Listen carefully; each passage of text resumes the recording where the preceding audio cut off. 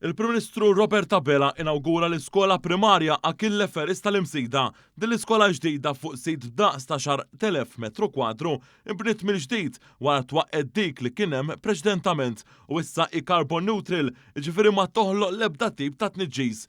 Dan il-proġett sar b'investiment ta' 24 miljun euro, inkluż fondi Ewropej mill-Pjan Malti tal-Kupru u Reżiljenza. B'ambjent edukattiv mill-isbaħ l-iskola żammet l-estetika tal-faċċata oriġinali tagħha waqt li fuq ġewwa u wieħed state of the art bat ta' faċilitajiet tal-ogħla livell. Fost l-oħrajn qed tingħata attenzjoni speċjali lis-sostenibilità pannelli solari u żamma ta' temperatura komda fil-klassijiet.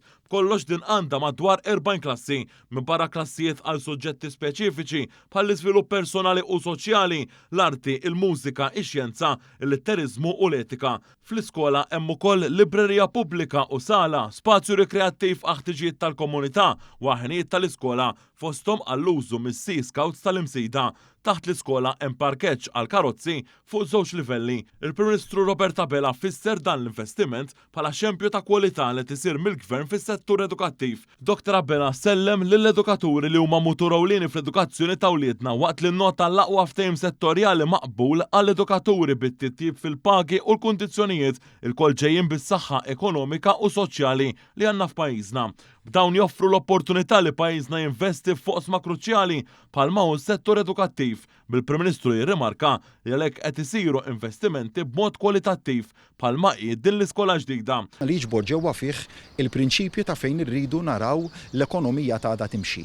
Il-qalb ambjentali, binjiet ta' din ix-xorta li jikkonservaw l-enerġija, estetika sabiħa, immens l-użu tal-enerġija rinnovabbli, pannelli solari, il-greenhouse gas emissions li tqaċtu kompletament, jiġifieri dawk huma binja carbon neutral, totalment carbon neutral, dak huma prinċipji fejn irridu nieħdu l-qudiem kemm lil dan is-settur meta qed nitkellmu fuq l-infrastruttura fiżika, imma wkoll is-settur tal-edukazzjoni nemmen bekk ukoll li daw kollha meta nitħattu dwar kwalità l-investiment tal-lum jiġbor dik il-kelma kwalità fid-diversi tifsiriet tagħha u verament kbur u nixtieq nirringrazzja lil kull min kien wara dan il-proġett. Il-kap tal-iskola Graziella Vassallo Toma wkoll qalet li dan u vjaġġ ġdid fejn kull student jista' jilħaq il-potenzjal tiegħu. Aħna għalina dan huwa kapitlu ġdid, mhuwiex biss il-ftuħ tal-iskola l-ġdida, imma lilna qed itina tama ġdida għall-futur fejn aħna għandna l-opportunità bit-teknoloġija u bl-affarijiet innovattivi li jsibna f'din l-iskola illi t-tagħlim tagħna nagħmluh iktar